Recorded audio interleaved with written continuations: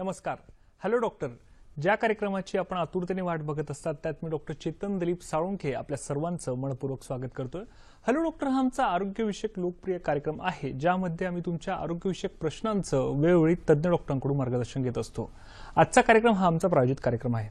प्रेक्षको, मानवाच्या वाढत्या वयासोबत काही वेळा शारीरिक विकार होत असतात. त्यातीलच गुडघेदुखी हा क्लिष्ट विकार. काही विकारांमध्ये औषध उपचाराने, पथ्य पालनाने किंवा शारीरिक व्यायामाने देखील बरे होतात. परंतु गुडघेदुखीत अतिवेदनाशामक औषधे घेऊन देखील काहीच फरक पडत नाही. मग अशा वेळेस गुडघ्यावरील शस्त्रक्रिया हा एकच पर्याय पूर्वी उपलब्ध होता. पूर्वी गुडघ्याची शस्त्रक्रिया म्हटली म्हणजे रिस्क फॅक्टर आलं, 1.5 ते 2 महिने हॉस्पिटलमध्ये राहणं, वेदनाशामक आणि कालांतराने शस्त्रक्रिया करून देखील गुडघेदुखीचा त्रास हा कायम राहत असे. परंतु आता रोबोटिक उपचाराच्या साहाय्याने आपण गुडघेदुखीवर यशस्वी उपचार साध्य करू शकतो. ते कसे हे आज आपण जाणून घेणार आहोत. त्याविषयी आपल्याला मार्गदर्शन करणार आहेत सुप्रसिद्ध orthopaedic surgeon doctor Rakesh Patil sir.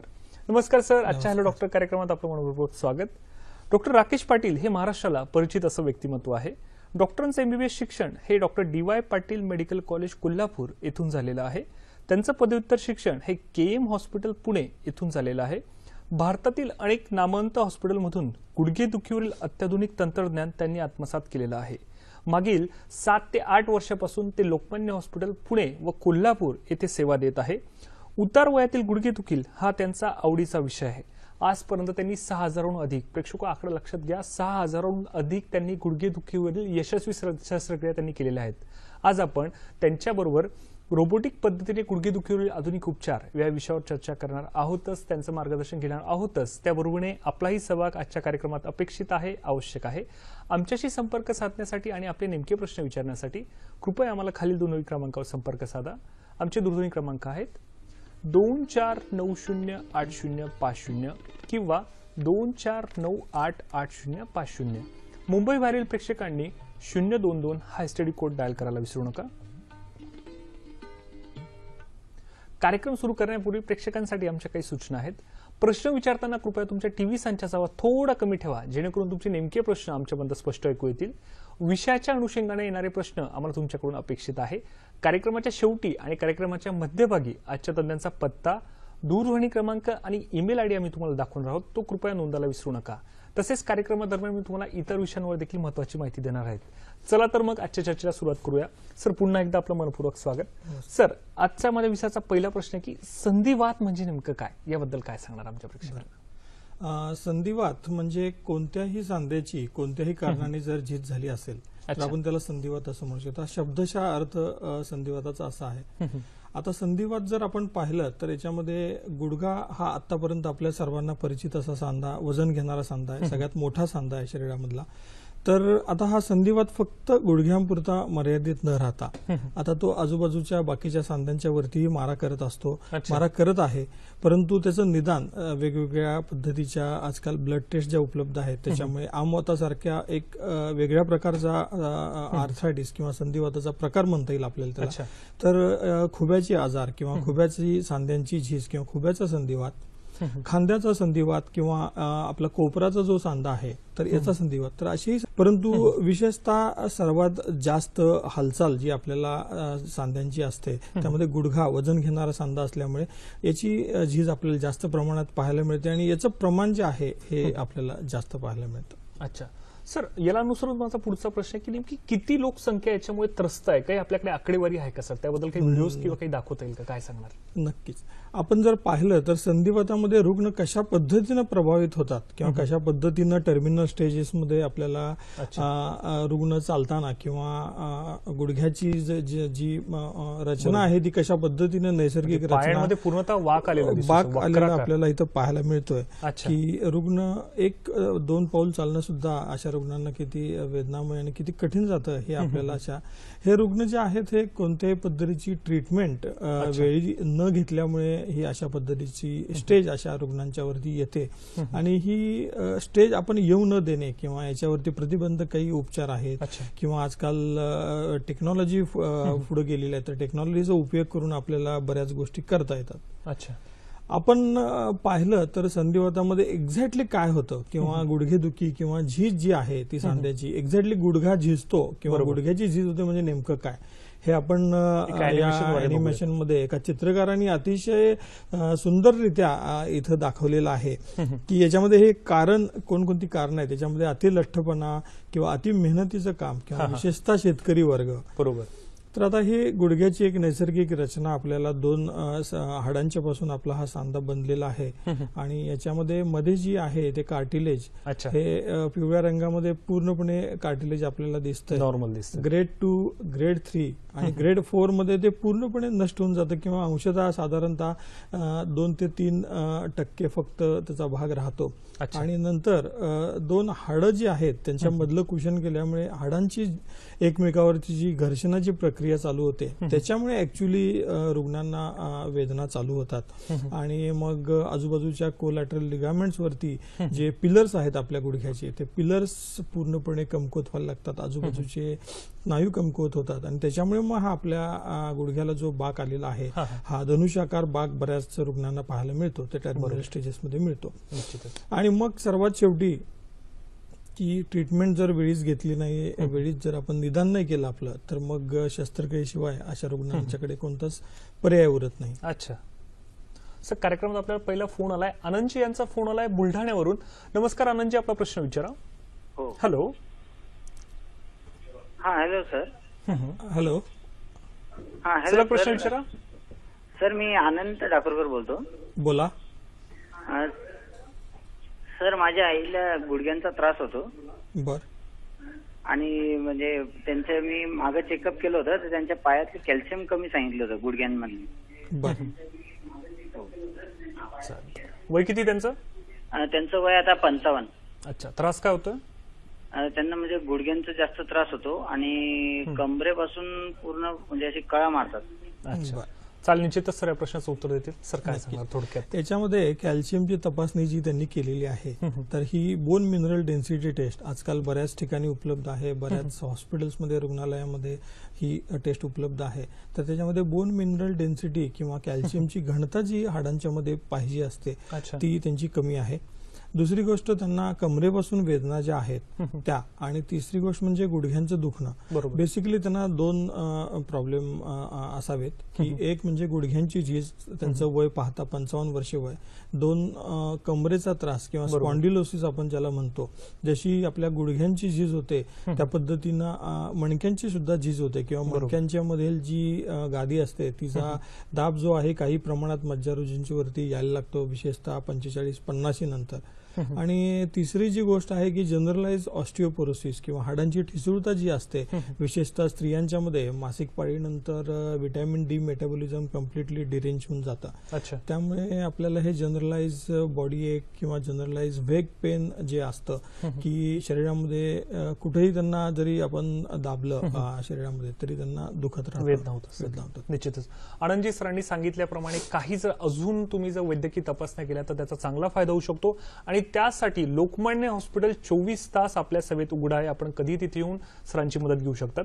Sir, माझा पुढचा प्रश्न आहे की संधिवाताचे नेमके प्रकार कोणते आणि त्याच्यात काही स्टेजेस आहे का, त्याबद्दल आमच्या प्रेक्षकांना काय सांगणार? संधिवातामध्ये आपण पाहिलं तर मगाशी सांगितल्याप्रमाणे नुसता गुडघा मर्यादित नसताना खुब्याचा, कोपऱ्याचा किंवा शोल्डर जॉईंट सुद्धा इन्व्हॉल्ड असतात त्याच्यामध्ये. आणि याच्यामध्ये प्रकार जर पाहिले तर संधिवात, आमवात किंवा रुमॅटॉइड आर्थरायटिस, संधी रक्तवात किंवा हिमोफिलिया, काही रक्ताचे घटक अशा रुग्णांच्या मध्ये डिफिशियंट असतात. त्यामुळे वारंवार आपल्या सांध्यांच्या मध्ये रक्तस्राव होऊन या सांध्यांची झीज होत असते. इन्फेक्टिव्ह किंवा कोणत्याही पद्धतीचा जंतू संसर्ग जर झाला तर अशा पद्धतीचे सेप्टिक आर्थरायटिस सुद्धा आपल्याला कधी कधी पाहायला मिळतात. आणि ऍक्सिडेंटचं प्रमाण हे वाढत चालल्यामुळे सांध्यांमध्ये असणारे फ्रॅक्चर्स आणि त्याच्यामुळे पोस्ट ट्रॉमॅटिक आर्थरायटिस हे सुद्धा आपल्याला फार कॉमनली पाहायला मिळतं. कार्यक्रम असाच चालू आहे. तत्पूर्वी आपल्याला एक फोन आलाय, अक्काताई यांचा फोन आलाय कर्नाटकातून. नमस्कार, आपला प्रश्न विचारा. हॅलो. हॅलो, नमस्कार. नमस्कार, बोला. मी माझं वय 52 चालू आहे. अक्काताई भिंडवाडे, कर्नाटक मध्ये. बघा काय त्रास होतोय? गुडघे सांधेदुखीचा प्रॉब्लेम आहे मला. बर. आणि डॉक्टरांचा सल्ला घेतलाय पण अजूनही माझी सूज कमी झालेली नाही. सूज आहे. बर. चालेल, निश्चितच सर या प्रश्नाचं उत्तर देतील. सर काय नक्कीच. सांगणार? याच्यामध्ये सूज जी गुडघेदुखीमध्ये येते त्यामध्ये सायनोव्हेल इफ्युजन किंवा रिकरंट सायनोव्हायटिस, विशेषतः रुमॅटॉइड आर्थरायटिसमध्ये आपल्याला हे पाहायला मिळतं अच्छा. की वारंवार जर आपलं गुडघ्याचं अस्तर किंवा सांध्यांचं अस्तर जे आहे ते वारंवार त्याच्यामध्ये इन्फ्लेमेशन किंवा ही प्रक्रिया जर इन्फ्लेमेशनची प्रोसेस जर चालू राहिली तर वारंवार गुडघ्यामध्ये पाणी होणं हे होत राहतं आणि ही सूज आपल्याला बाहेरनं दिसायला लागते.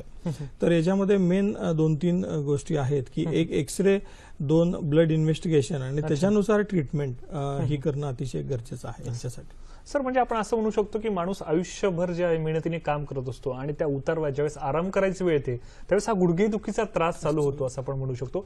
सर फोन येण्यापूर्वी आपण संधिवाताच्या प्रकारांबद्दल सांगत होता, त्याबद्दल अजून काही सांगता येईल? नक्कीच.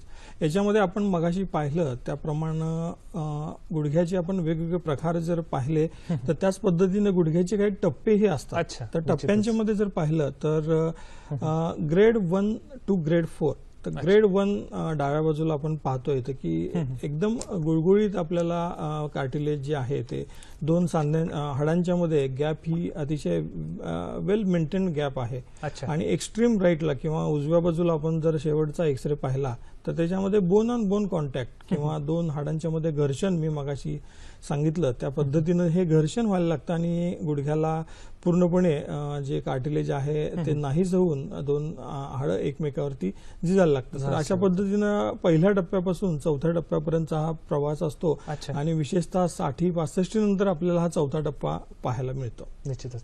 सर माझा पुढचा प्रश्न आहे की संधिवातामुळे नेमका गुडघाच का जास्त प्रभावित होतो, त्याबद्दल काय सांगणार आमच्यापेक्षा? गुडघा मी मगाशी सांगितल्याप्रमाणे इतरही सांध्यांची झीज होत असते, परंतु गुडघ्याची झीज का होते हे आपल्याला या स्लाइडमध्ये पाहायला मिळेल की गुडघ्याचे स्ट्रेसेस किंवा गुडघ्यावरती येणारा ताण हा चालताना, जिने चढता उतरताना, खाली बसल्यानंतर जमिनीवरून उठताना, विशेषतः भारतीय बैठक आपण जी म्हणतो की मांडी घालून खाली बसणे, मांडी घालून बसल्यानंतर उठताना आणि पळताना, धावताना किंवा ब्रिस्क वॉकिंग, आपण ज्या पद्धतीने सकाळी बरेच लोक ब्रिस्क वॉकिंग करतात, तर अशा ह्याच्यामध्ये हे गुडघ्याचं जे ताण आहे, गुडघ्यावरती येणारा ताण हा आपल्या वजनाच्या ऑलमोस्ट 16 ते 18 न्यूटन फोर्स एक्स्ट्रा जास्त पडत असतो. त्यामुळे गुडघ्यावरती अतिरिक्त ताण जो आहे वजनाचा तो पडत असतो. त्यामुळे वजन घेणारा सांधा आहे, त्यामुळे सर्वात जास्त युटिलायझेशन किंवा सर्वात जास्त उपयोग या सांध्यांचा आपल्याला केला जातो आणि झीज ऑटोमॅटिकली गुडघ्याची सर्वात जास्त होते. सर यामध्ये थोडासा वेगळा प्रश्न की त्या व्यक्तीचं वजन जर जास्त असेल तर त्याचाही काहीतरी इफेक्ट असू शकतो? नक्कीच. तुमचं जितकं वजन बॉडी मास इंडेक्स अनुसार जितकं किलो जास्त असेल तितका अतिरिक्त फोर्स आपल्या गुडघ्यावरती येत राहतो. त्यामुळे आपलं वजन नियंत्रित ठेवणे किंवा अतिलठ्ठपणा हे एक सर्वात महत्वाचं कारण आहे गुडघेदुखीसाठी. हे प्रेक्षकांनी इथं लक्षात घेतलं. निश्चितच प्रेक्षक सरांनी सांगितल्याप्रमाणे अतिलठ्ठपणा हे किती कारणामुळे आपल्याला धोकादायक असू शकतं याबद्दल सरांनी आपल्याला माहिती दिली. प्रेक्षक माझी सरांसोबतची अशीच चर्चा चालू राहणार आहे. तत्पूर्वी वेळ झाली एका छोट्याशा विश्रांतीची. कुठेही जाऊ नका, बघत राहा कार्यक्रम हॅलो डॉक्टर.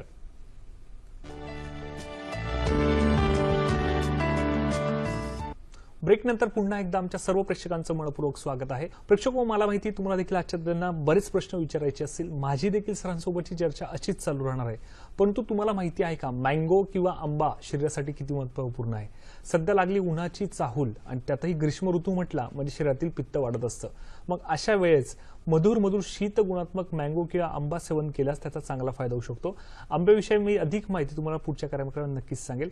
सर ब्रेकमध्ये जाण्यापूर्वी संधिवाताबद्दल आपली चर्चा चालू होती, तर संधिवाताचं नेमकं निदान कसं केलं जातं त्याबद्दल आमच्या प्रेक्षकांना काय सांगाल? नक्कीच. कोणत्याही सांध्याची जर वेदना चालू झाली असेल तर नक्कीच त्याचा एक्सरे करणं अतिशय गरजेचं आहे. एक्सरे मध्ये साधारणतः 90% रुग्णांचं निदान होऊन जातं आणि अगदीच गरज लागली तर काही रुटीन ब्लड टेस्ट किंवा रक्ताच्या चाचण्या आहेत, तर त्या रक्ताच्या चाचण्या केल्या की बऱ्यापैकी निदान आपलं होऊन जातं आणि त्या पद्धतीनं आपल्याला रुग्णांना ट्रीटमेंट ही चालू करता येते की कोणत्या टप्प्यामध्ये आपल्या संधिवाताची झीज आहे हे आपल्याला पाहून आपल्याला नक्कीच त्या पद्धतीने पुढे ट्रीटमेंट देता येते. बरोबर. सर माझा पुढचा प्रश्न की मगाशीच आपला विषय झाला की त्याच्यावर काही प्रतिबंधात्मक उपाय करू शकतो, तर प्रतिबंधात्मक उपाय आपण याच्यावर काय करू शकतो आणि त्यातील व्यायामाचं महत्व काय, त्याला अनुसरून हा प्रश्न होता, त्याबद्दल काय सांगणार? प्रतिबंधक उपचार कोणत्याही पद्धतीमध्ये prevention is better than cure हे वाक्य तितकंच अगदी खरं आहे की गुडघेदुखी जर आपल्याला चालू झाली असेल साधारणतः वयवर्ष 30-35 किंवा 40 मध्ये तर आपण नक्कीच विचार केला पाहिजे की आपल्याला पुढे जाऊन हा नक्कीच त्रासदायक प्रकार ठरू शकतो. बरोबर. त्यामुळे वेगवेगळ्या फिजिओथेरपी एक्सरसाइज आहेत, वेगवेगळ्या पद्धतीचे फिजिओथेरपी इक्विपमेंट्स आहेत जे आपल्याला इनिशियल आर्थरायटिस मध्ये मदत करू शकतात. हायड्रोथेरपी किंवा स्विमिंग टँक मध्ये चालणं ही आजकाल एक अतिशय महत्वाची एक्सरसाइज मानली जाते. ऍक्च्युली तुम्ही ज्यावेळी पाण्यामध्ये उतरता त्यावेळी तुमची बॉयन्सी जी आहे ती पूर्णपणे कमी होते आणि त्यामुळे तुमचं वजन जे आहे ते कमी होऊन तुम्हाला फास्ट चालण्यामध्ये मदत होते. तुमच्या स्नायूंची विशेषतः गुडघ्याच्या आजूबाजूचे स्नायू आहेत यांची स्ट्रेंथ वाढायला लागते आणि त्यामुळे हायड्रोथेरपी आजकाल ही सर्वांनी ज्यांना ज्यांना सोयीचं आहे त्यांनी करणं अतिशय गरजेचं आहे. त्यामुळे हे प्रतिबंधक उपचार आहेत त्या पद्धतीनं अगदी इनिशियल स्टेजमध्ये जर आपल्या संधिवाताची सुरुवात झाली असेल तर वेगवेगळ्या पद्धतीची वेदनाशामक औषधं आहेत, वेगवेगळ्या पद्धतीचे बेल्ट्स आज उपलब्ध आहेत, वेगवेगळ्या पद्धतीचे सायनोवेल वंगनयुक्त इंजेक्शन्स आहेत जेणेकरून आपल्याला भविष्यामध्ये हा गुडघेदुखीचा त्रास नक्कीच या गोष्टींनी बऱ्याच प्रमाणात साधारणतः 60 ते 65% रुग्णांना या सर्व गोष्टींनी फायदा होतो आणि त्यांना बाकीची कोणती पुढची ट्रीटमेंट लागत नाही. निश्चितच. सर, कार्यक्रमात पुढचा फोन आलाय, प्रशांतजी यांचा फोन आलाय नगरवरून. नमस्कार प्रशांतजी, आपला प्रश्न विचारा. हॅलो. हॅलो. हा नमस्कार सर. नमस्कार, बोला. हा सर, माझी सर बहीण आहे सर. हा सर, तिचा प्रॉब्लेम असा आहे सर, 1-1.5 वर्षापासून सर ती जॉईंट पेन होतोय सर तिला पूर्ण. वय काय त्यांचं? सर तिचं वय सर 25 एज आहे सर तिचं. बर. काही तपासण्या केल्यात आपण? त्यामध्ये सर आरे फॅक्टर सर निगेटिव्ह दाखवते सर. अच्छा. बर. पण सर अँटीन्यूक्लिअर अँटीबॉडी टेस्ट आहे सर ती प्रेझेंट दाखवते सर, ऍक्टिव्ह डिसीज. बर. चालेल, निश्चितच. चालेल, निश्चितच सर या प्रश्नाचं उत्तर देतील. सर काय सांगतो थोडक्यात? आरे फॅक्टर निगेटिव्ह हे बऱ्याच रुग्णांच्या मध्ये आपल्याला पाहायला मिळतं. तर हा जो आजार आहे वयवर्ष 25 आणि सांधिवात किंवा सांधेदुखी हे मी मगाशी सांगितलं त्याप्रमाणे तरुण वयामध्ये जो असणारा आर्थरायटिस रुमॅटॉइड आर्थरायटिस आहे हा. आणि या रुमॅटॉइड आर्थरायटिस मध्ये अँटीन्यूक्लिअर अँटीबॉडीज पॉझिटिव्ह मिळणार आणि आर ए फॅक्टर निगेटिव्ह. बऱ्याच रुग्णांचं आर ए फॅक्टर निगेटिव्ह असतं. बऱ्याच रुग्णांना असं वाटतं की R A factor taste negative असेल तर आपल्याला संधिवात नाही, तर ही कम्प्लिटली किंवा अतिशय चुकीची समजूत आहे. बऱ्याच पद्धतीचे बऱ्याच प्रकाराचे संधिवात आहेत, त्यामध्ये सिरो निगेटिव्ह आर्थरायटिस मध्ये हा प्रकार मोडला जातो. त्या पद्धतीनं त्यांची जी लक्षणं आहेत त्या पद्धतीनं रुमॅटॉलॉजिस्टना कन्सल्ट करून आपण नक्कीच आपल्या मोरींनी त्यांच्या बहिणीची ट्रीटमेंट घेणं अतिशय गरजेचं आहे. आणि हा आजार पूर्णपणे आपल्याला बरा नाही करता आला तरी याच्यावरती आपण प्रोग्रेशन ऑफ डिसीज किंवा प्रोग्रेशन जे आहे नियंत्रणाखाली यावेळी ठेवू शकतो. निश्चितच. सर, माझा पुढचा प्रश्न आहे की लेझर थेरपीचा उपयोग गुडघेदुखीत करता येतो का? याबद्दल काही अजून सांगता येईल का? Laser therapy grade 1 grade 2 osteoarthritis असेल किंवा संधिवात असेल तर लेझर थेरपीमध्ये जे कार्टिलेज आहे आपल्या सांध्यांचं किंवा जे कवच आहे ते खराब झालेलं आहे हे कशा पद्धतीनं स्मूथ करतं हे या व्हिडिओमध्ये आपल्याला पाहायला मिळेल की कशा पद्धतीनं लेझर थेरपीमध्ये जे धागे निघालेले आहेत तुमच्या कार्टिलेजला ते हे स्मूथ केलं जातं आणि हे स्मूथ केल्यामुळे जे दोन हाडांच्या मध्ये घर्षण होत आहे ते पूर्णपणे थांबून जातं आणि जे दुखणं आहे ते बऱ्याच प्रमाणात कमी होतं. काही दुखणं राहतं परंतु काही दुखणं जे आहे ते आपण एक्सरसाइज आणि फिजिओथेरपीने नक्कीच कमी करू शकतो. बरोबर. सर, म्हणजे आपण असं म्हणू शकतो की वैद्यकीय शाखेतील एक मोठी प्रगतीच म्हणावी लागेल की इतके सुंदर रिझल्ट आपण लेझर थेरपीने साध्य करू शकतो. सर, याच्यासाठी अजून काही तुम्ही व्हिडिओज आणलेत का, ते दाखवता येतील का? निश्चित. हे आपण पाहतोय की तरुण वयामध्ये विशेषतः अपघातामध्ये गुडघ्याची गादी जी आहे ही फाटली तर कशा पद्धतीनं ती लेझर थेरपीने आपल्याला बरी करता येते.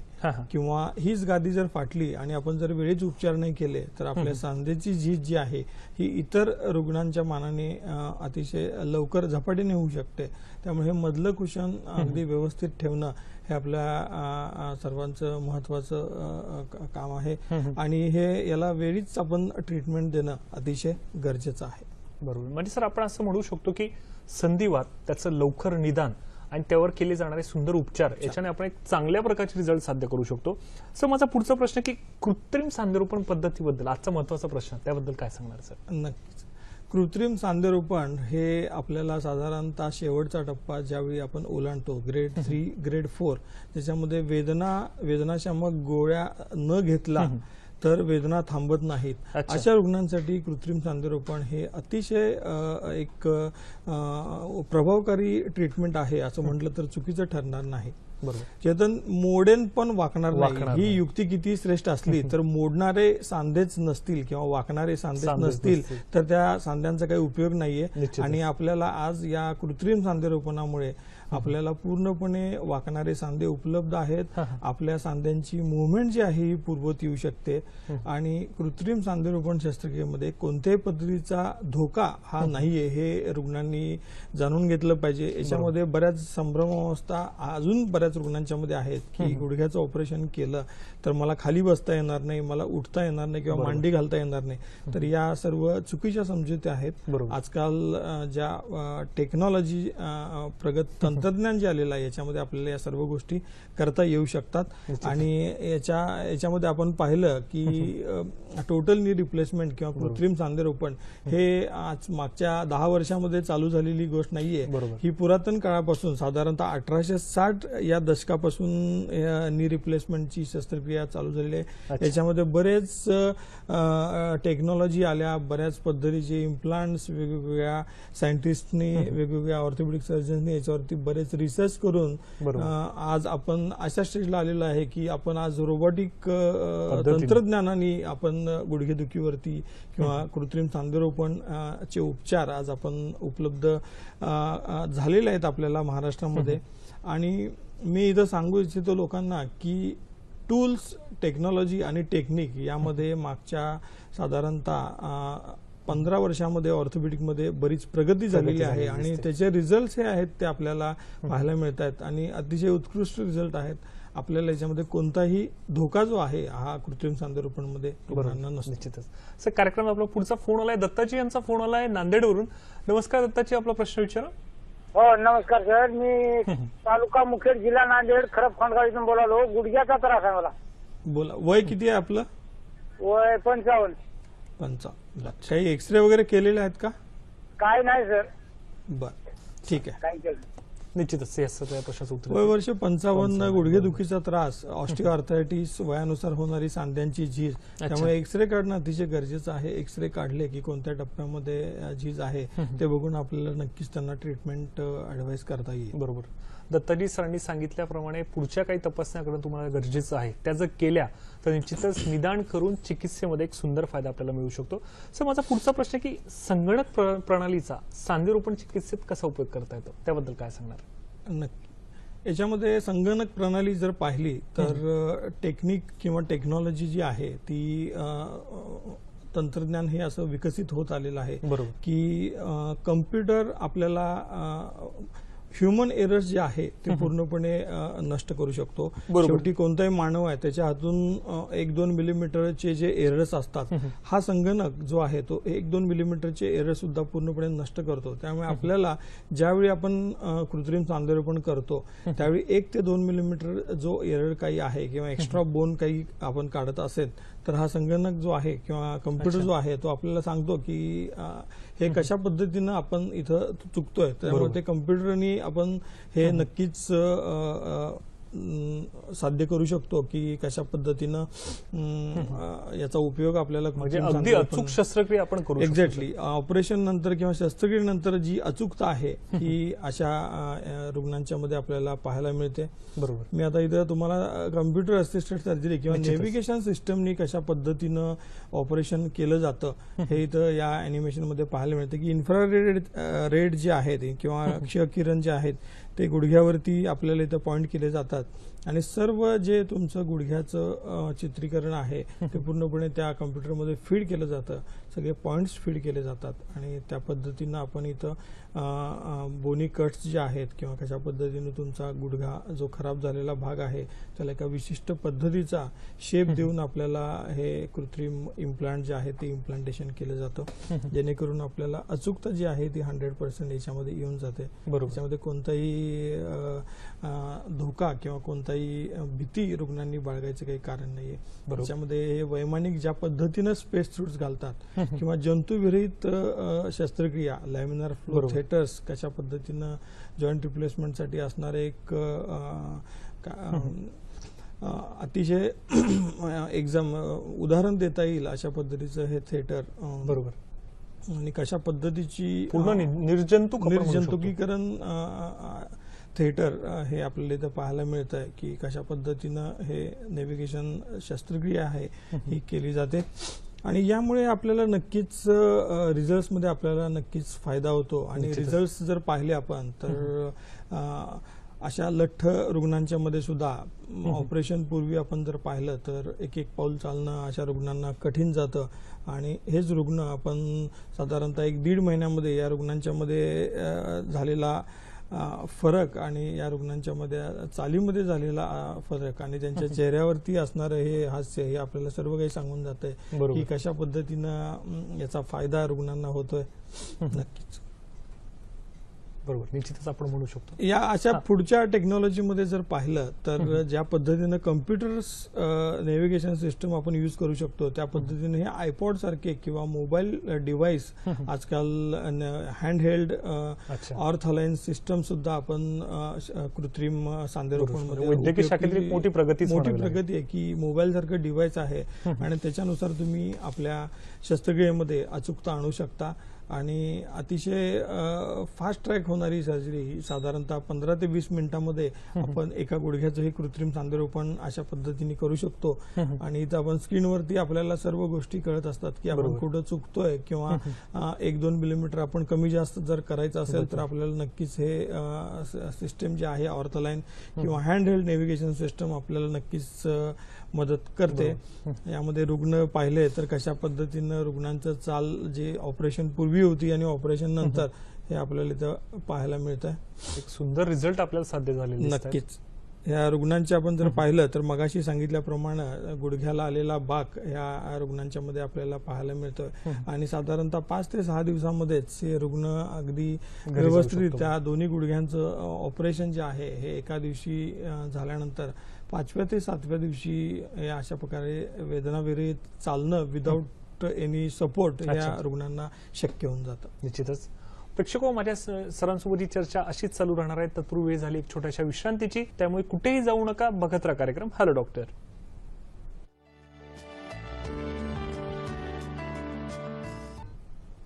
प्रेक्षको, कार्यक्रमाच्या पूर्वार्धात मी तुम्हाला आंब्याविषयी माहिती देत होतो. त्याबद्दल जर अधिक सांगायचं झालंच, आंब्यामध्ये व्हिटॅमिन सी, पेक्टिन्स आणि फायबर्स हे प्रचूर मात्रेत असतात. त्यामुळे आपण कोलेस्ट्रॉलचं प्रमाण नियंत्रण ठेवण्यास आपण एक चांगला फायद्याचा होऊ शकतो. त्याचप्रमाणे आंब्याच्या सालीपासून तयार केलेलं जर चूर्ण जर सेवन केल्यास आपण रक्तातील इन्सुलिनचं प्रमाण देखील नियंत्रणात आणू शकतो. सर, पुन्हा एकदा आपलं मनपूर्वक स्वागत. सर, तुम्ही जे आतापर्यंतचे सक्सेसफुल जे ऑपरेटिव्ह झालेले आहेत लोकमान्य हॉस्पिटल, जे व्हिडिओज दाखवले त्याबद्दल अजून काही दाखवता येईल का सर? काय सांगणार? अजून एक व्हिडिओ मला इथे दाखवायचा आहे. तर त्याच्यामध्ये आपण पाहिलं की रुमॅटॉइड आर्थरायटिस किंवा आमवातामुळे या स्त्रीला साधारणतः 3 ते 4 वर्ष घराच्या बाहेर पडणं अशक्य झालेलं होतं आणि ऑपरेशनच्या अगोदर त्यांचं पाहिलं तर चेहऱ्यावरती किती वेदना आहेत आणि चालणं त्यांच्यासाठी किती अशक्य झालेलं आहे हे आपल्याला पाहायला मिळतं. तेच रुग्ण जर आपण पाहिला तर ऑपरेशन नंतर साधारणतः 2 ते 2.5 महिन्यामध्ये प्रचंड प्रमाणामध्ये अशा रुग्णांच्या मध्ये जो आमूलाग्र बदल झालेला आहे किंवा त्यांच्या दैनंदिन जीवनशैलीमध्ये जो बदल झालेला आहे हे आपल्याला पाहायला मिळतो. किती इझिली अनइव्हन सरफेसवरती उतार चढाव जिथं आहेत अशा ठिकाणी सुद्धा हे रुग्ण इझिली आपल्याला वेगवेगळ्या धार्मिक कार्यक्रमामध्ये आपल्याला त्या इथं पाहायला मिळतं की मुद्दाम हे त्यांचा व्हिडिओ हा मी इथं दाखवतोय की रुग्ण पूर्णपणे त्यांच्या दैनंदिन कार्यक्रमामध्ये पूर्णपणे ह्या सर्व ऍक्टिव्हिटी करू शकतात आणि हा नक्कीच या टेक्नॉलॉजीचा आपल्याला फायदा होतो. बरोबर. सर म्हणजे आपण असं म्हणू शकतो एक स्वप्नवत रिझल्ट आपण सांधेरोपण चिकित्सेमध्ये साध्य करू शकतो. सर माझा पुढचा प्रश्न की मगाशी तुम्ही एक्सप्रेस TKR हा शब्द वापरला, तर त्याबद्दल काय सांगता येईल सर? एक्सप्रेस TKR हे लोकमान्य हॉस्पिटलमध्ये आम्ही मागच्या काही वर्षापासून चालू केलेलं आहे. याच्यामध्ये फास्ट ट्रॅक TKR की साधारणतः 4 ते 4.5 दिवसामध्ये दोन्ही गुडघ्यांचं कृत्रिम सांधेरोपण केल्यानंतर रुग्ण डिस्चार्ज केला जातो. 4थ्या ते 5व्या दिवशी रुग्ण जिने चढणं उतरणं हे शक्य होतं. आज बऱ्याच रुग्णांच्या मध्ये संभ्रमावस्था असते की या शस्त्रक्रियेला 1, 2, 3 तास लागतात. तर आता ही शस्त्रक्रिया साधारणतः 15 ते 20 मिनिटांमध्ये एका गुडघ्याचं, त्यामुळे दोन्ही गुडघ्यांचं साधारणतः 1 तासामध्ये हे ऑपरेशन पूर्णपणे होऊन जातं आणि दुसऱ्या दिवशी रुग्ण चालायला चालू करतो आणि 4थ्या ते 5व्या दिवशी अशा रुग्णांना आपण डिस्चार्ज करू शकतो. आणि रिकव्हरी आहे, रिहॅबिलिटेशन जे आहे हे अतिशय फास्ट होतं. कोणत्याही पद्धतीचा सपोर्ट अशा रुग्णांना घ्यायला लागत नाही. म्हणजे सर पूर्वी जो कालावधी लागायचा 1.5 ते 2 महिन्याचा कालावधी, तो अक्षरशः स्वप्नवत 2 ते 4 दिवसांवरती आलेला दिसतो.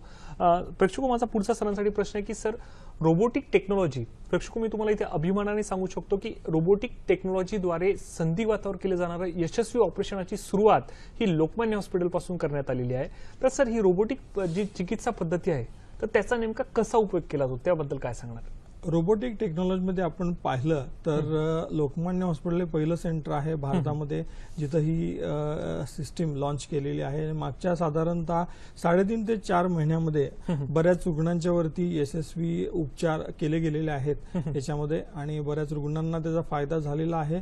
आणि आपण इथं पाहिलं तर ॲडव्हान्टेजेस जे आहेत की साधारणतः दुसऱ्या दिवशीच किंवा काही रुग्ण जे आहेत ते त्याच दिवशी संध्याकाळी अशा रुग्णांना चालवलं जातं आणि असे रुग्ण जे आहेत ते साधारणतः दुसऱ्या दिवशी संध्याकाळपर्यंत घरी जाऊ शकतात. याच्यामध्ये रोबोटिक टेक्नॉलॉजीमध्ये गुडघ्याचे जे 2 कप्पे आहेत तर त्या 2 कप्प्यामध्ये जो डॅमेज पार्ट आहे मिडल कंपार्टमेंट किंवा आतला कप्पा तो फक्त कप्पा चेंज केला जातो. याच्यामध्ये पूर्ण टोटल नी रिप्लेसमेंट सुद्धा करायची आजकाल गरज राहिलेली नाहीये. आपलं 70 ते 80% वजन जे आहे ते आतल्या कप्प्यामधून जात असतं. त्यामुळे आपला आतला कप्पा जो आहे हा सर्वात जास्त प्रभावित असतो आणि जर तो आपण करेक्ट केला किंवा जर तो कप्प्याचं आपण कृत्रिम सांधेरोपण केलं तर आपल्याला उर्वरित कप्पे बदलायची गरज लागत नाही. याच्यामध्ये रिकव्हरी फास्ट होते, दुखणं कमी असतं, रक्तस्राव होणारा आहे तो कमी असतो आणि आपण दैनंदिन जीवनशैलीसाठी 7 ते 8 दिवसामध्ये आपण पूर्णपणे रुजू होऊ शकतो आपल्या कामावरती. नक्कीच सर याबद्दल आपण अजून चर्चा करूयात. तत्पूर्वी आपल्याला एक फोन आलाय, मंजुषा यांचा फोन आलेला आहे जळगाववरून. नमस्कार मंजुषा, आपला प्रश्न विचारा. मंजुषा वाणी. हॅलो, हा सलग प्रश्न विचारा. मला ना गुडघ्यांचा त्रास आहे. मला डॉक्टरांनी ऑपरेशन होणार नाही म्हणून सांगितलेलं आहे, पण मग मला त्रास होतो. मग काय करायचं इलाज? वय किती आपलं? 43. काही तपासण्या केल्यात आपण? काही नाही. अच्छा सर, काय विचारायचं आपल्याला? मला असं वाटतंय की एक्सरे करणं अतिशय गरजेचं आहे.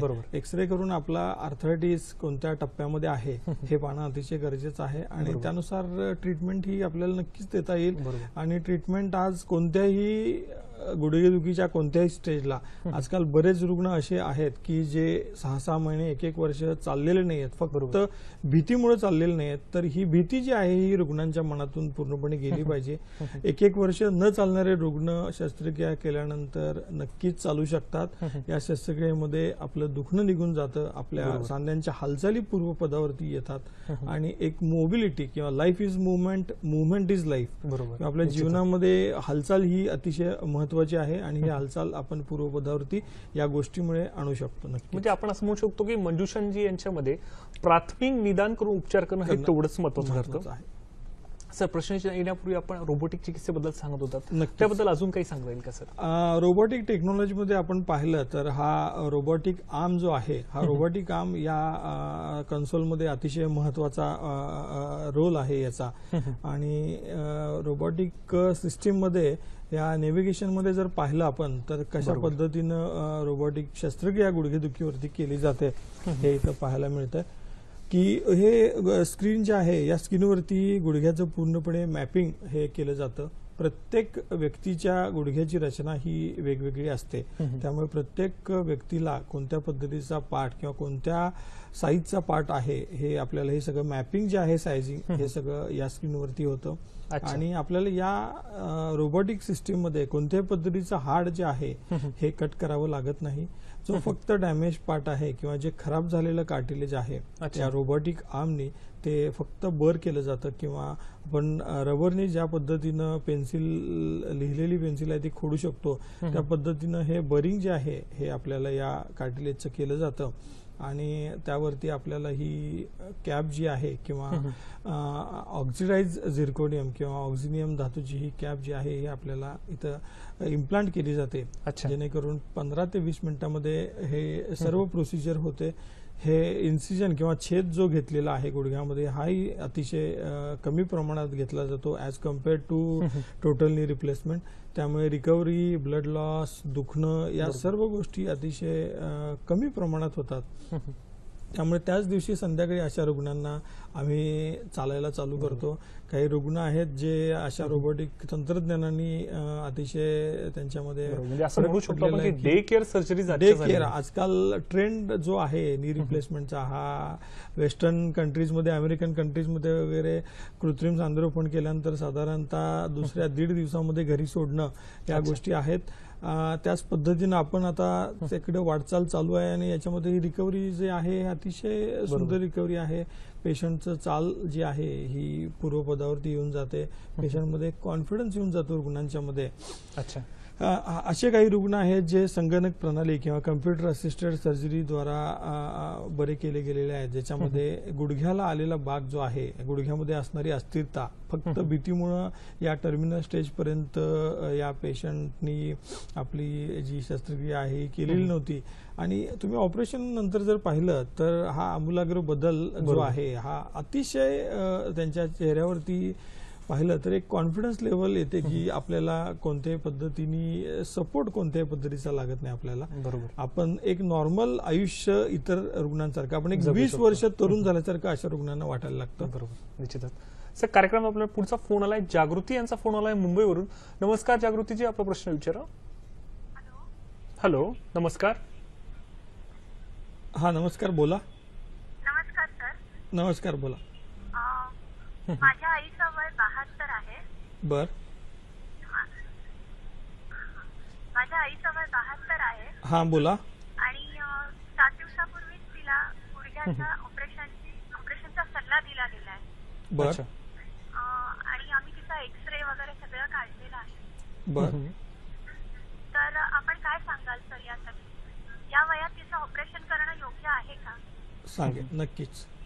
चालेल, निश्चितच सर या प्रश्नाचं उत्तर देतील. सर, काय अतिशय कॉमन आणि अतिशय महत्वाचा प्रश्न आहे की वय वर्ष 72 आणि दोन्ही गुडघ्यांचं सांधेरोपण करण्याचा त्यांना सल्ला दिलेला आहे. तर एज हे लिमिट आता या शस्त्रक्रियेसाठी राहिलेलं नाही, हे पहिलं लक्षात घेतलं पाहिजे. दुसरी गोष्ट, हे आजार जे आहेत हे साधारणतः 60-65 नंतरच्या रुग्णांच्या मध्येच आपल्याला कॉमनली पाहायला मिळतात. संधिवात, रुमॅटॉइड आर्थरायटिस हे साधारणतः 40 मध्ये आहे, परंतु त्याचं प्रमाण जे आहे टक्केवारी ती फार कमी आहे. परंतु 65 नंतर वयानुसार होणारी सांध्यांची झीज, विशेषतः गुडघ्यांची, ही फार कॉमनली आढळते. त्यामुळे हे ऑपरेशन याच वयातील रुग्णांना सजेस्ट केलं जातं. हा सर्वात महत्वाचा मुद्दा. दुसरा मुद्दा, आपलं ऍक्टिव्हिटी लेवल काय आहे रुग्णाची, रुग्णाला अजून काही आजार आहेत का, त्याच्यामध्ये डायबिटीज, ब्लड प्रेशर. आज प्रत्येक अल्टरनेट पेशंटला मी पाहतोय तर त्यांच्यामध्ये एकतर मधुमेह, ब्लड प्रेशर, थायरॉइड किंवा हृदयाचा काही आजार, हे सर्व आजार या एज मध्ये फार कॉमनली आपल्याला पाहायला मिळतात. आणि हे काही कॉन्ट्रा इंडिकेशन किंवा हे नाहीये की वय 72 वयामध्ये आपण नक्कीच नी रिप्लेसमेंट करून घेऊ शकता. याच्यामध्ये 80-85 वयापर्यंत, 90 वयापर्यंत सक्सेसफुल ऑपरेशन केले जातात. आजकाल सर्व टेक्नॉलॉजी, औषधं, भूल या सर्व गोष्टीमध्ये प्रचंड प्रमाणात सुधारणा झाली असल्यामुळे आपण नक्कीच या गोष्टीसाठी पुढे जाऊ शकतो. बरोबर, निश्चितच.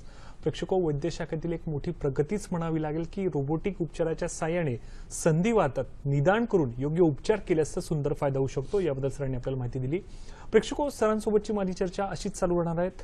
तत्पूर्वी वेळ झाली एका छोट्याशा विश्रांतीची. कुठेही जाऊ नका, बघत राहा कार्यक्रम हॅलो डॉक्टर.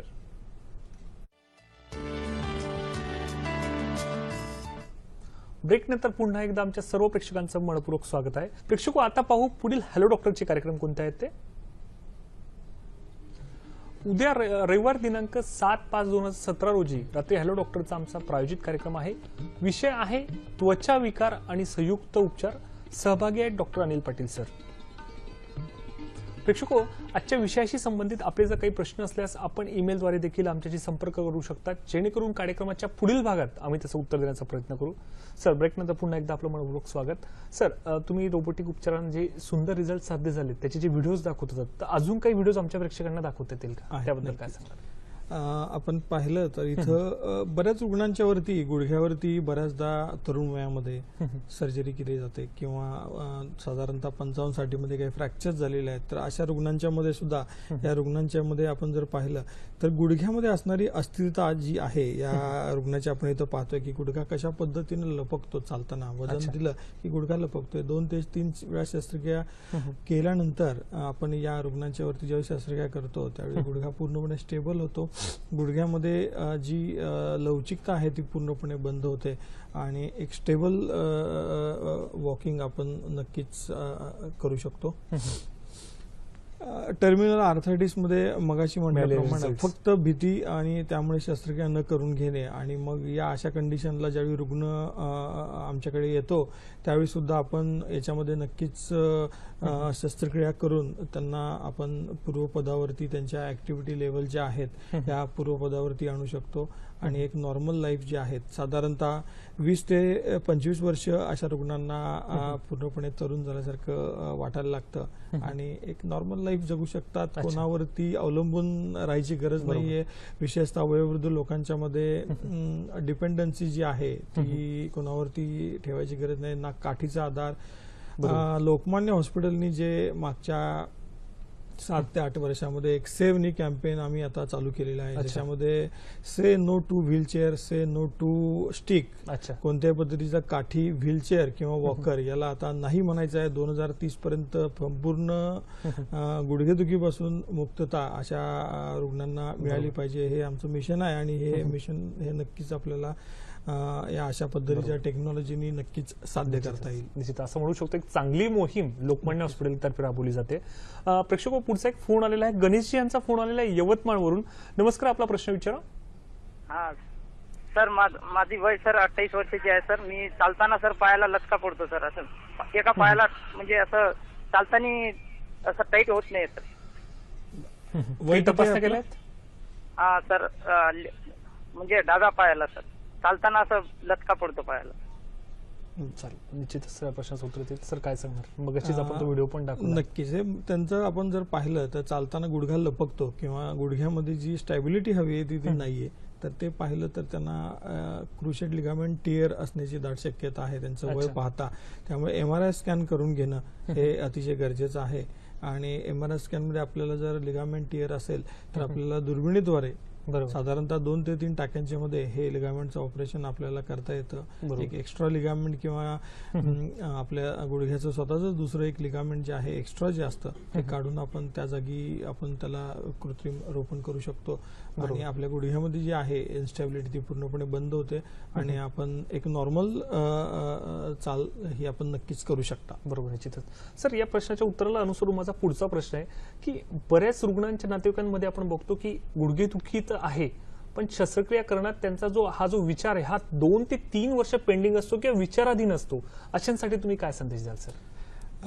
अशा रुग्णांच्या मध्ये मला असं सांगावं असं वाटतं की भीती ही आहे की संभ्रमावस्था की बऱ्याच रुग्णांच्या मध्ये की गुडघ्याचं ऑपरेशन केलं की मला चालता येईल का नाही, हे एक महत्वाचा प्रश्न असतो, पहिला प्रश्न. दुसरा प्रश्न असतो की मला मांडी घालता येईल का, आणि तिसरा आहे की बरेच काही लिमिटेशन्स या ऑपरेशन नंतर येणार आहेत आणि मला बऱ्याच लिमिटेशन्सना फेस करावं लागणार आहे. तर हे असे कोणतेही लिमिटेशन्स आजकाल राहिलेले नाहीयेत. हे रुग्णांनी जाणून घेणं अतिशय गरजेचं आहे. दुसरं की चालता येणं आपल्याला दुसऱ्याच दिवसापासून शक्य होतं. आज ऑपरेशन केलं तर आपण दुसऱ्याच दिवशी रुग्णांना चालवतो. साधारणतः 5 ते 6व्या दिवशी आपण पूर्णपणे इंडिपेंडंट ऍक्टिव्हिटीज ज्या आहेत, जिने चढणं उतरण्यापर्यंत रुग्ण जे आहे ते करू शकतो. आणि तिसरं की लिमिटेशन्स ज्या आहेत की मांडी घालणे, या सर्व गोष्टी साधारणतः 6 महिन्यानंतर बरेच रुग्ण करतात. ऍक्च्युली ज्यावेळी गरज असेल त्यावेळी आपण नक्कीच मांडी घालून खाली बसू शकता, कारण गुडघ्यावरती येणारा जो ताण आहे मांडी घातल्यानंतर किंवा मांडी घालून बसल्यानंतर उठताना हा प्रचंड प्रमाणात असतो. त्यामुळे आपण रोज रोज मांडी घालणं ऍडवायझेबल नाहीये. त्यामुळे इम्प्लांट जो आहे त्याची ड्युरेबिलिटी किंवा त्याचं लाईफ हे आहे हे नक्कीच कमी होऊ शकतं. परंतु ज्यावेळी गरज असेल त्यावेळी आपण नक्कीच घालू शकता. यामध्ये कोणतंही लिमिटेशन्स आजकालच्या इम्प्लांट्समध्ये राहिलेलं नाहीये. बरोबर. आणि आपण असं म्हणू शकतो की जर आतापर्यंत तुम्ही जे व्हिडिओज दाखवले त्याच्यामुळे एक चांगली साक्षरता मला वाटतं प्रेक्षकांमध्ये झालेली असेल. सर, माझा पुढचा प्रश्न आहे की खुब्याचा सांधा खराब होण्यामागची प्रमुख कारणे काय आहेत सर, त्याबद्दल काय सांगणार? जसा गुडघा आपला झिजतो, वजन घेणारा सांधा हालचालीमुळे आपलं विशेषतः याची किंवा ओव्हरयूज किंवा सर्वात जास्त उपयोग आपला या गुडघ्यांचा होत असतो. त्या पद्धतीनं खुब्याचा सांधा जर बघितला तर बॉल अँड सॉकेट जॉईंट आहे तो. तर या बॉल अँड सॉकेट जॉईंटमध्ये सर्वात महत्वाचं जे कारण आहे याच्यामध्ये अति मद्यप्राशन किंवा अति स्टिरॉइडचं सेवन. काही रुग्णांना त्वचेचे विकार असतात तर त्यामध्ये बऱ्याच प्रमाणात स्टिरॉइड दिलं गेलं जातं. तर ही 2 महत्वाची कारणं आहेत. आणि विशेषतः 85% रुग्णांच्या मध्ये अजूनपर्यंत शास्त्रामध्ये आपल्याला त्याचं कारण जे आहे ते उमगलेलं नाहीये. तर बऱ्याच रुग्णांच्या मध्ये आपण पाहिलं तर कारण शेवटपर्यंत आपल्याला सांगता येत नाही. बरोबर. आणि अजून काही पाहिलं तर त्यामध्ये रुमॅटॉइड आर्थरायटिस मध्ये आपला खुबा जो आहे तो खराब होऊ शकतो. किंवा वयोवृद्ध लोकांच्या मध्ये खुब्याचे फ्रॅक्चर्स हे अतिशय कॉमन आहेत. तर त्यामध्ये आपलं खुब्याच्या फ्रॅक्चर्स मध्ये सुद्धा आपला हा सांधा जर फ्रॅक्चर नीट जुळले गेले नाहीत तर हा सांधा खराब होऊ शकतो. बरोबर, निश्चित. सर, माझा पुढचा महत्वाचा प्रश्न की बऱ्याच वेळा शस्त्रक्रिया होऊन पूर्वीच्या काळी 1.5 ते 2 महिने हॉस्पिटलमध्ये राहावं लागायचं. तर आता रोबोटिक पद्धतीनंतर जी शस्त्रक्रिया करून जे उपचार पद्धती होऊन निदान करून जी पुढची जी चिकित्सा पद्धती असते म्हणजे पोस्ट ऑफ ट्रीटमेंट जे असतो त्याला साधारणतः किती वेळ लागतो आणि किती दिवसांनी पेशंट घरी जाऊ शकतं, त्याबद्दल आमच्या प्रेक्षकांना काय सांगा? रोबोटिक टेक्नॉलॉजीने आपण साधारणतः 2 ते 3 दिवसामध्ये रुग्णांना डिस्चार्ज करतो. आणि त्यामध्ये पूर्णपणे त्यांची ऍक्टिव्हिटी लेवल जी आहे ही इंडिपेंडंट ऍक्टिव्हिटी लेवल होऊन जाते. त्यामुळे त्यांना कोणाचा सपोर्ट जो आहे तो घ्यावा लागत नाही. सुरुवातीला काही दिवस रुग्णांना अंडर फिजिओथेरपिस्ट गायडन्स हे होम फिजिओथेरपी दिली जाते, जेणेकरून रुग्ण जे आहे ते पूर्णपणे एक्सरसाइज कोणते कशा पद्धतीनं किती वेळा करणे हे साधारणतः 10 ते 12 दिवसात रुग्णांना शक्य होऊन जातं. बाय एंड ऑफ 3 वीक्स किंवा साधारणतः 3ऱ्या आठवड्यामध्ये रुग्ण पूर्णपणे या सर्व ऍक्टिव्हिटी लेवल, सर्व एक्सरसाइज, या सर्व हालचाली ज्या आहेत त्या त्यांच्या पूर्वपदावरती येऊन जातात. अच्छा, निश्चितच. प्रेक्षको, माझी सरांसोबतची चर्चा अशीच चालू राहणार आहे. तत्पूर्वी वेळ झाली आजच्या आरोग्य सल्ल्याची. बघूयात आजचा आरोग्य सल्ला काय ते. आजचा आरोग्य सल्ला आहे उतार वयातील गुडघेदुखीत अतिवेदनाशामक औषधे घेणे टाळावे. गुडघेदुखीत कुठलाही घरगुती उपचार करू नये. नियमित चालणे, प्राणायाम, पोहणे यामुळे आरोग्य चांगले राहते. प्रेक्षको, आता बघूयात आजच्या कार्यक्रमाचं पुनःप्रक्षेपण कधी आहे ते. आजचा हॅलो डॉक्टरचा कार्यक्रम आमचा प्रायोजित कार्यक्रम होता. याचा पुनःप्रक्षेपण हे मंगळवार दिनांक 16 मे 2017 रोजी सकाळी 9 वाजता आहे. विषय आहे रोबोटिक पद्धतीने गुडघेदुखीवरील आधुनिक उपचार. सहभागी आहेत डॉक्टर राकेश पाटील. प्रेक्षको, आजचा कार्यक्रम तुम्हाला कसा वाटला हे देखील आम्हाला जाणून घ्यायची इच्छा आहे. तसेच ज्या डॉक्टरांना आमच्या हॅलो डॉक्टर कार्यक्रमात प्रायोजित कार्यक्रम करायचा असल्यास कृपया आमचा पत्ता नोंदवून घ्यावा. संपर्कासाठी आमचा पत्ता आहे निर्माती हॅलो डॉक्टर, दूरदर्शन केंद्र, पांडुरंग भुतकर मार्ग, वरळी, मुंबई 400030. ईमेल आयडी आहे hellodoctor@gmail.com. तसेच आमचं फेसबुक आणि युट्यूब पेज देखील आहे. सर, कार्यक्रमाचा पुढचा महत्वाचा प्रश्न, हिप रिप्लेसमेंट बद्दल आमच्या प्रेक्षकांना काय सांगता येईल? आपण पाहिलं तर खुब्याची वेगवेगळ्या पद्धतीची कारण आपण इथं पाहिले तर खुब्याचा सांधा विशेषतः तरुण पिढीमध्ये आपल्याला खराब झालेला पाहायला मिळतं. तर अशा रुग्णांच्या मध्ये हिप रिप्लेसमेंट करणं हे एकच सोल्युशन या ठिकाणी राहतं. आणि खुब्याच्या आजूबाजूचे सांध्यांच्या आजूबाजूचे जे स्नायू आहेत ते पूर्णपणे टर्मिनल स्टेजमध्ये पूर्णपणे कॉन्ट्रॅक्ट होऊन जातात आणि कोणत्याही पद्धतीची हालचाल जी आहे ती पूर्णपणे मंदावून जाते. मांडी घालणं किंवा दैनंदिन प्रातःविधी करणं अशा रुग्णांना इम्पॉसिबल होऊन जातं. अशामध्ये टोटल हिप रिप्लेसमेंट आपण केल्यानंतर हे रुग्ण दुखणं पूर्णपणे अशा रुग्णांचं निघून जातं. यांच्या हालचालीमध्ये ज्या आहेत त्या पूर्णपणे नॉर्मल होऊन जातात. साधारणतः दुसऱ्या ते तिसऱ्या आठवड्यामध्ये रुग्ण आपल्या कामावरती पूर्णपणे बॅक टू वर्क. आणि यामध्ये ड्युरेबिलिटी जी आहे इम्प्लांटची, ज्यामध्ये सिरॅमिकचे सांधे उपलब्ध आहेत जेणेकरून साधारणतः 30 ते 40 वर्ष असे सांधे टिकू शकतात. यामध्ये कोणत्याही पद्धतीची रिस्ट्रिक्शन्स, गाडी चालवण्यापासून 2 व्हीलर 4 व्हीलर ट्रॅकिंग करणे, या सर्व गोष्टी असे रुग्ण हिप रिप्लेसमेंटचे करू शकतात. निश्चित. सर, आजच्या कार्यक्रमात तुम्ही इतकी चांगली माहिती दिली, तर जाता आमच्या प्रेक्षकांना काय संदेश द्याल? गुडघेदुखी किंवा संधिवात जर आपल्या कोणत्याही रुग्णांना असेल तर याच्यामध्ये निदान करणं, याच्यामध्ये कोणतीही ट्रीटमेंट जी आहे किंवा ती शस्त्रक्रिया असू दे किंवा फिजिओथेरपी एक्सरसाइज असू देत, ही घेणं त्या टप्प्यामध्ये अतिशय गरजेचं आहे. आणि कृत्रिम सांधेरोपण ही अतिशय सक्सेसफुल शस्त्रक्रिया आहे. याच्यामध्ये कोणताही धोका नाहीये आणि ती जर आपल्याला गरज असेल तर आपण ती नक्की करून घ्या. यांनी आपलं पुढचं जे काही आयुष्य आहे ते अतिशय इंडिपेंडंट लाईफ होऊन जातं. कोणावर अवलंबून राहायची गरज राहत नाही. कोणत्याही वेदनाशामक गोळ्या आपल्याला घ्यायची गरज लागत नाही आणि आपण एक आनंदी जीवन जगू शकता. निश्चितच. प्रेक्षको, जाता मला तुम्हाला काहीतरी सांगावं असं वाटतंय की एखाद्या व्याधीच्या चिकित्सेत जर आधुनिक उपचारांची जोड मिळाली तर आपल्याला चिकित्सेची एक नवीन संजीवनी साध्य होऊ शकते. जसे की चिरकालीन अशा गुडघेदुखीत जर आपण रोबोटिक उपचारांच्या सहाय्याने चांगल्या प्रकारे चिकित्सा करून घेतल्यास त्यातून आपण सुंदर रिझल्ट साध्य करू शकतो. सर, आज आपण इथे आलात, आमच्या प्रेक्षकांना गुडघेदुखीवरील आधुनिक उपचार पद्धती, तेही रोबोटिक चिकित्सेच्या सहाय्याने इतकी सुंदर माहिती दिली, त्याबद्दल सह्याद्री वाहिनीतर्फे व माझ्या हॅलो डॉक्टरच्या संपूर्ण टीमतर्फे मी आपले मनपूर्वक आभार व्यक्त करतो. नमस्कार. धन्यवाद.